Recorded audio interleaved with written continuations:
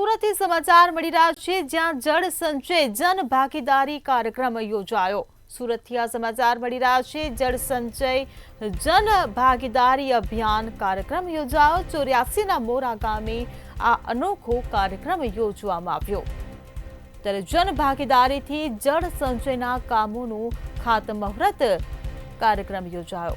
કેન્દ્રીય જળશક્તિ મંત્રીના હસ્તે કામોનું ખાતમુહૂર્ત કરવામાં આવ્યું। તો સી.આર. પાટીલના હસ્તે જળ સંચયના કામોનું ખાતમુહૂર્ત।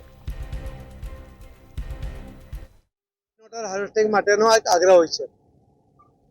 એના માટેનું એક અભિયાન માનનીય પ્રધાનમંત્રી મોદી સાહેબે 2021 માર્ચમાં ઉપાડ્યું હતું અને સુરત શહેરના એક વર્ચ્યુઅલ મિટિંગમાં એમણે આહવાન કર્યું હતું કે માતૃભૂમિથી કર્મભૂમિથી માતૃભૂમિ માટે બધાએ કંઈક કરવું જોઈએ અને એના પ્રતિભાવ રૂપે સૌથી પહેલા સુરત શહેર, સુરત જિલ્લો, દક્ષિણ ગુજરાત અને ગુજરાતે એ મોડેલ અપનાવીને જે કામ શરૂ કર્યું હતું।